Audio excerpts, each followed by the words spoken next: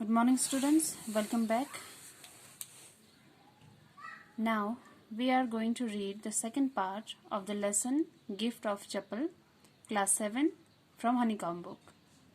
So in the previous video हमने पढ़ा कि किस तरह से मृदु अपनी आंट के घर जाती है जहाँ पर उसे उसके कजिन्स बिल्ली के बारे में बताते हैं एंड रवि उस बिल्ली के बारे में पूरी बातें उन्हें बताता है कि वो कहाँ की वंशज है। वो बहुत बड़ी बड़ी बातें करता है जिसपे कि मृदु एंड मीना को हंसी भी आती है, लेकिन वो उसकी बातें बड़े मजे से सुनते हैं। अचानक उन्हें कुछ आवाज सुनाई देती है, तो अब वो सेकंड पार्ट में देखते हैं हम क्या होता है। Mridu crept up to the window. अब मृदु और उन सभी बच्चों ने विंडो से झांक करके देखा। Lally and music master was sitting a little distance away. Lally और दोनों वो बैठे हुए थे और लली ने जो वॉयलेंस थी वो कुछ अजीब से ढंग से अटपटे ढंग से पकड़ी हुई थी और देख करके लग रहा था कि जो वॉयलिन है वो लली के हाथों में खुश नहीं है।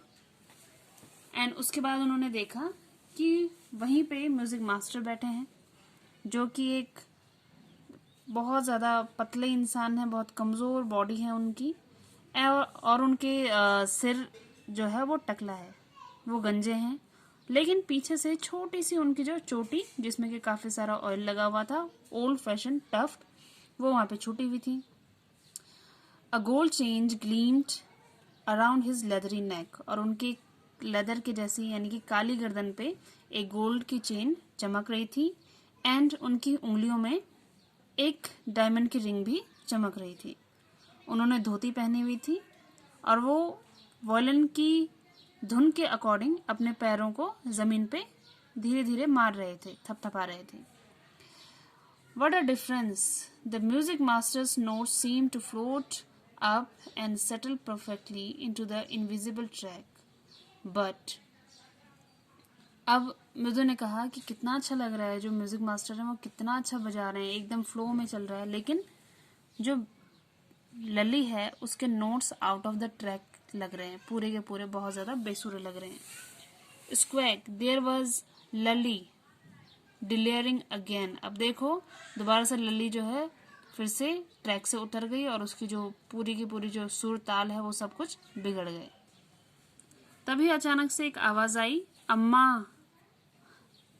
वो एक बेगर की आवाज थी, एक भिखारी की आवाज थी। तभी अम्मा ने कहा कि रवि उसको कह दो कि यहाँ से चला जाए, उसके लिए यहाँ कुछ नहीं है। पिछले हफ्ते से वो यहीं पे जो है भीख मांगने आ रहा है और मैं रोज उसे भीख दे रही हूँ, लेकिन it's time to search another house. लेकिन अब समय आ गया है कि वो कोई दूसरा घर ढूंढे। तो जितने भी बच्चे थे वो लली और म्यूजिक मास्टर को छोड़ करके अब बेगर के पास चले गए और उसे बोलने लगे कि यहाँ से चले जाओ। लेकिन जब तक वो वहां पे पहुंचे तो उन्होंने देखा जो बेगर था वो जो उसने ऊपर कपड़ा ओढ़ा हुआ था उसको नीचे बिछा करके नीम के पेड़ के नीचे आराम करने के लिए तैयार हो रहा था जब तक कि उसे दान मिलता है। लेकिन रवि ने कहा कि मेरी मम्मी ने कहा है कि यहाँ से चला जाओ और it's time you found another house to beg. Beggar जिसने आंखें बंद की थी आराम कर रहा था, वो उसने अपनी आंखें खोली और तीनों बच्चों को देखा and he said in a kind voice, उसने काफी दया वाली आवाज से कहा कि and then he told that the ladies of this house are very kind. इस घर की महिलाएं बहुत ज्यादा काइंड हैं, बहुत ज्यादा दयालु हैं, लेकिन आज ये लोग मुझे ऐसे ही बिना भीख दिए, बिना कोई दान दिए यहाँ से भेज देंगे। तो फिर उसके बाद वो फिर से चिल्लाया, अम्मा अम्मा हो, जो कि काफी और ज्यादा दुखी आवाज में बोलने लगा और फिर गिड़गिड़ाने लगा। तभी माँ ने कहा कि Ravi tell him there was nothing left in the kitchen. अब रवि की माँ ने कहा कि उसको कह दो कि चला जाए, किचन में कुछ नहीं बचा है। अब ये सब चीजें बच्चों ने और भिखारी ने सुन ली। तो फिर अब भिखारी ने जो है उठते हुए कहा, I will go I will go. वो कहने लगा ठीक है मैं जाता हूँ। He said wearily only let me have a rest here under this tree. उसने कहा ठीक है मुझे कुछ मत देना, लेकिन थोड़ी देर मुझे इस नीम के पेड़ के नीचे आराम करने दो। The sun is so hot the tar has melt on the road. दिन का समय था, दोपहर का समय, तो वो कहता है कि सूरज जो है बहुत ज़्यादा गर्म है और जो सड़क है उस पर लगा हुआ तार गल चुका है, पिघल रहा है और वो रोड पे बहुत ज़्यादा गर्मी दे रहा है। जो हम देखते होंगे रोड पे जो ब्लैक ब्लैक होता है उसे हम तारकोल कहते हैं, वो जो है गर्मी से मेल्ट हो रहा है।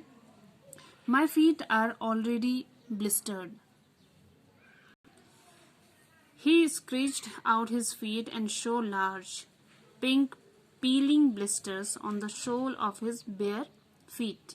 अब उसने अपने पैरों को दिखाया तो उसके पैर नीचे से पूरे के पूरे छाले छाले हो रखे थे और जल चुके थे, यानी कि उसके पास पहनने के लिए कुछ नहीं था। सबसे पहले मृदु विस्पर्ड, मृदु फुसफुसाई, I suppose he doesn't have money to buy chappals. उसने मीना और रवि से कहा कि मुझे लगता है इसके पास पैसे नहीं है चप्पल खरीदने के लिए, क्या तुम्हारे घर में कोई पुराने चप्पल हैं? तब रवि ने कहा, आई डोंट नो, मुझे नहीं पता, mine are too small to fit his feet और I would have given them to him. तब रवि कहता है, मेरे चप्पल तो बहुत ज्यादा छोटे होंगे इनको, नहीं तो मैं अपनी चप्पल दे देता। अब The beggar was shaking out his upper cloth and tightening his धोती। अब जो भिखारी था वो वहां से जाने के लिए तैयार हुआ, वो खड़ा उठा, उसने अपनी धोती टाइट की और अपनी आंखों को उठा करके उस रोड को देखा जहाँ पे कि तारकोल और बहुत ज़्यादा गर्मी उसे दिख रही थी।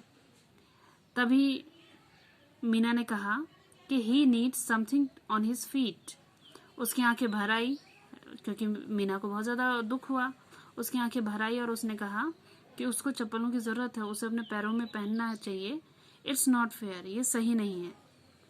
तभी रवि ने उसे चुप कराया और कहा कि चलो इसके बारे में कुछ सोचते हैं। It's not fair, it's not fair, isn't going to help. अब वो कहती है कि ये सही नहीं है कि इस तरह से वो नंगे पाँव है, उसे हेल्प की ज़रूरत है। तो तभी रवि कहता है कि चलो हम कुछ करते हैं, और वो उन दोनों को धक्का देते हुए घर के अंदर ले जाता है। Then just as she stepped into the veranda, जैसे ही मृदु वेरांडा पे पहुंचती है उसको वही चप्पल दिखते हैं जो उसने आते समय देखे थे, जो कि धूल से भरे हुए और काफी हद तक पुराने थे। वो उसने विस्पर्ड, यानी कि वो फुसफुसाई रवि के लिए, हुज आर दोज, ये किसके हैं? रवि मुड़ा, उसने उन चप्पलों को देखा, उसने कहा मुझे नहीं पता, लेकिन उसने कहा ये बिल्कुल सही साइज है, ये उस भिखारी को बिल्कुल फिट आएंगे। और उन तीनों बच्चों ने उनको उठाया और गार्डन, यानी कि जहाँ पे भिखारी था, वहां पहुंच गए। अब उन्होंने उस चप्पलों को नीचे रखा और भिखारी को कहा कि wear these and don't come back. Beggar stared at the slippers, hurriedly flung this towel over his shoulder, pushed his feet into them and left। भिखारी ने वो चप्पल फटाफट पहने और वहां से बच्चों को आशीर्वाद देते हुए बड़बड़ाते हुए चला गया। तभी म्यूजिक मास्टर बाहर आए और वो उन बच्चों को देखने लगे। तीनों बच्चे पेड़ के नीचे मार्बल से खेल रहे थे और तभी म्यूजिक मास्टर इधर उधर कुछ ढूंढने लगे। उन्होंने हर जगह देखा, उन्हें कुछ नहीं मिला, पता नहीं वो क्या ढूंढ रहे थे। तभी वो चिल्लाए, लली। वो बाहर आई। Have you seen my chappals my dear? I remember having kept them here. Music master ने कहा, लली क्या तुमने मेरे चप्पल देखे? मुझे याद है मैंने यहीं पर उतारे थे, लेकिन वो अब मिल नहीं रहे। देन लली और म्यूजिक मास्टर खूब हर जगह उन्होंने चप्पल ढूंढे, ऊपर नीचे, रेलिंग के पास, वरांडा में, हर जगह उन्होंने चप्पल ढूंढे, लेकिन उन्हें चप्पल नहीं मिले। और जो तीनों बच्चे थे वो देख रहे थे कि म्यूजिक मास्टर चप्पल ढूंढ रहे थे, यानी कि जो उन्होंने भिखारी को दिए वो चप्पल किसके थे? वो चप्पल थे म्यूजिक मास्टर के। तभी जो है म्यूजिक मास्टर कहने लगे, brand new they were, I went all the way to Mount Road to buy them. अब जो म्यूजिक मास्टर थे वो कहने लगे, अरे मेरे चप्पल तो बहुत ज्यादा ब्रांड न्यू थे, बहुत ज्यादा नए थे, मैं तो उनको खरीदने के लिए माउंट रोड तक गया था और वहां से मैंने उनको खरीदा था। They cost a whole month's fees, जितनी तुम मुझे फीस देते हो म्यूजिक सिखाने की, उतने फीस में तो मेरे वो चप्पल ही चप्पल आए थे, इतने कॉस्टली वो चप्पल थे।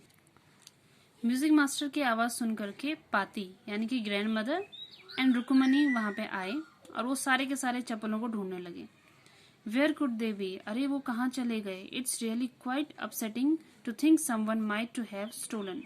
अब पाती को ये सोच के बड़ी चिंता होने लगी कि किसी ने वो चप्पल चुरा तो नहीं लिए, क्योंकि उनके दरवाजे से कई सारे वेंडर्स यानी कि फेरी वाले आते जाते रहते हैं।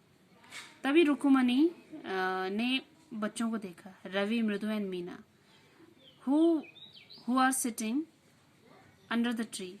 उसने देखा वो बच्चे वहां पे बैठे हुए थे। उन्होंने उससे पूछा कि क्या तुमने चप्पल देखी। तो बच्चे एकदम चुपचाप थे, ऐसा लग एक्ट कर रहे थे जैसे उन्हें कुछ पता ही नहीं है। अब रुकुमनी सब कुछ समझ चुकी थी कि जो चप्पल गायब है उसमें बच्चों का ही हाथ है। तभी उसके फेस पे अचानक वी शेप उभरा, यानी कि जब हम गुस्सा करते हैं तो हमारी थ्रेडिंग्स सिकुड़ जाती हैं, तो उसी को वी शेप कहा गया है। और तब जब उसको गुस्सा आते हुए देखा तो मृदु जो है डर के मारे कांपने लगी, और उसने सोचा कि अगर हम पहले ही बता देंगे तो शायद हमें मार या डांट कम पड़े। उसने एक लंबी सांस ली और उसने बता दिया कि एक भिखारी आया था, उसके पैरों में छाले पड़े थे, इसलिए हमने उसे चप्पल दे दी। रुक्मणी को और गुस्सा आया, तो वो रवि की ओर मुड़ी और उसने कहा, तो अच्छा, उसके पैरों में छाले पड़े थे तो तुमने उसे दे दिया, ये कैसा किया, ये क्यों किया तुमने। उसे गुस्सा आया। तभी रवि कहता है कि अम्मा, आपने तो हमें कर्ण के बारे में बताया था, दानवीर कर्ण, जिन्होंने की दान देने के लिए अपने कवच और कुंडल, सोने के कवच और कुंडल दोनों ही दे दिए थे। देखो वो कितने काइंड थे और कितने जनरस थे। तो रुक्मणी को और गुस्सा आया। उसने कहा कि तुम कितने बेवकूफ हो, कर्ण ने दान में देने के लिए अपने सामान दिए थे, ना कि किसी और के। तो अब रवि कहने लगा कि मैं अपने भी दे देता, लेकिन मेरे चप्पल तो भिखारी को फिट आने ही नहीं थे, तो फिर मैं कैसे देता। तब रुक्मणी को और गुस्सा आया और रुक्मणी फटाफट अंदर गई और उसने गोपू मामा के नए चप्पल लाए, जो कि हार्डली 1-2 बार पहने हुए थे। वो ला करके म्यूजिक मास्टर को दे दिए कि शायद ये आपको फिट आ जाएंगे। म्यूजिक मास्टर की आंखें चमक उठी, क्योंकि उसकी तो चप्पल पुरानी थी, अब उसे नए चप्पल मिल गए। लेकिन अपनी फीलिंग्स को छुपाते हुए वो कहने लगा कि हाँ ठीक है, मैं इन्हें पहन लूंगा, लेकिन आजकल के इन हनुमान जैसे बच्चों से तो हमको राम भगवान ही बचाएं। रुक्मणी को बिल्कुल अच्छा नहीं लगा कि जो म्यूजिक मास्टर थे वो रवि को मंकी कह के चले गए, होली मंकी, बट उसको बिल्कुल पसंद नहीं आया। उसके बाद उसने मृदु को कहा कि आओ अंदर, कुछ खा लो, टिफिन कर लो। फिर उसके बाद रुक्मणी कहने लगी, वो तो अच्छा हुआ कि गोपू मामा के चप्पल थे तो हमने उनको दे दिया, अच्छा हुआ गोपू मामा वो चप्पल पहन के काम पे नहीं गए। लेकिन तभी उसको दिमाग में आया कि लेकिन गोपू मामा जैसे ही ऑफिस से आते हैं तो वो फटाफट से अपने शूज और सॉक्स उतार करके चप्पल पहनते हैं। तो अब वो हंसने लगी और कहने लगी कि क्या होगा जब गोपू मामा को पता चलेगा कि उनके चप्पल कहाँ गए, और जब उन्हें ये पता चलेगा कि उनके चप्पल तो म्यूजिक मास्टर को दे दिए गए हैं, तो वो कैसे रिएक्ट करेंगे। यहाँ पर स्टोरी खत्म होती है। सो स्टूडेंट्स, गिफ्ट ऑफ चप्पल था बैगर के लिए, जो कि बच्चों ने दिया था। आई होप आपको स्टोरी समझ आई हो। Thank you.